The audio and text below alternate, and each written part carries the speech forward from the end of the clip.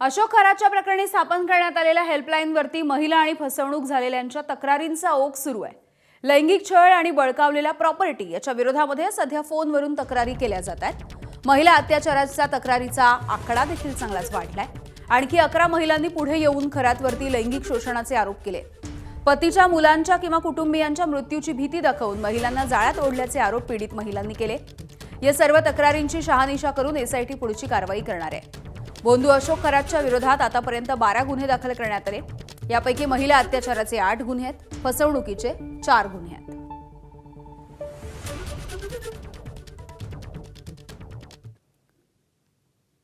तर अशोक खरात याच्या विरोधामध्ये एकूण हे 12 गुन्हे दाखल आहेत। 10 गुन्हे नाशिकमध्ये आहेत। प्रत्येकी 1 गुन्हा शिर्डी आणि राहाता या ठिकाणी नोंदवण्यात आला। यामधल्या एका गुन्ह्याची पोलीस कोठडी संपल्याच्या नंतर कोर्टामध्ये सुनावणी पार पडली आहे। बोंधू अशोक खरात याला आज पुन्हा एकदा दुसऱ्या गुन्ह्यामध्ये न्यायालयीन कोठडी कोर्टाने सुनावली।